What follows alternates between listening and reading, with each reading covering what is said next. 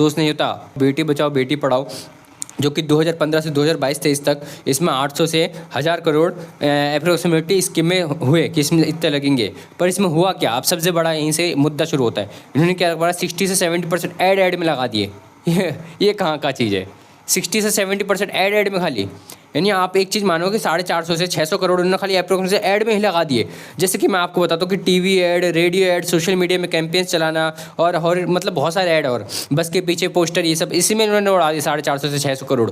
आप समझो इस चीज़ को, क्या इसमें ज़रूरत थी? या इसकी ज़रा अगर जो हम 450 से 600 करोड़ अगर जो हम कैमरा लगवा देते पूरे देश में लग जाता, पूरे देश में न सिर्फ एक राज्य में तो लग ही जाता। आप समझ रहे हो बात को? पर इनको ऐड दिखाना है, इनको दिखाना भी तो है मैंने कितना काम करा, इनको ये सब दिखाना हमारी गवर्नमेंट को। तो फिर यहाँ से चलते हैं कि इन्होंने ग्राउंड पे अब कितना काम किया, यानी कितना यहाँ पे इन्होंने काम किया। तो इन्होंने एजुकेशन टुवर्ड्स मतलब थोड़ा बहुत लगाया, और 150 से 200 करोड़ बस एजुकेशन में इन्होंने इन्वॉल्व किया। और मेरे को यही लगता है कि एजुकेशन में भी जब इन्होंने लगाया वो पैसा, वो भी वेस्ट चला गया। क्यों? क्योंकि एजुकेशन तो बिल्कुल ना के बराबर ही अपने इंडिया में देख रहा हूँ मैं। क्योंकि एजुकेशन अगर जो बेटी जा रही है तो बेटी सेफ़ ही नहीं हो पा रही। ये कहाँ का एजुकेशन हो गया?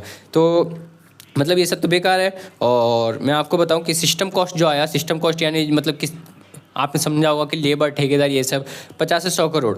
पर करप्शन का रियल ट्रुथ क्या था? करप्शन का रियल ट्रुथ मैं आपको बताऊं कि इन्होंने क्या करा, मिसयूज़ करा, ये इनएफिशिएंसी करा। इनएफिशिएंसी मतलब आप बेकार की चीज़ों को बनाना है, जैसे कि फर्नीचर हो गया, गैजेट्स हो गया, और नॉन रिलेटेड चीज़ों को खर्च करना, नॉन रिलेटेड चीज़ों पर खर्च करना, ऐसी चीज़ों पर इन्हें खर्च किया। और करोड़ रुपए बैंक में ऐसे ही पड़े रह गए जो इनको यूज़ ही नहीं करा इन्होंने। आप समझ रहे हो, क्या ऊपर से नीचे आया वो भी रह गया, इन्होंने जितना नीचे भेजा वो भी रह गया। ऐसे ही करते करते सब कुछ ऐसी जेब में ही रह गया इनके अकाउंट में पड़ा हुआ। और 100 से 200 करोड़ तो मिसयूज़ हो गया। तो आप समझो कि टीवी पे मान लो हमने 450 से 600 करोड़ जोड़ा था, तो हमने मान लिया 500 करोड़, और यहाँ पे हमने मान लिया 200 करोड़, तो 600 और 200 800 करोड़।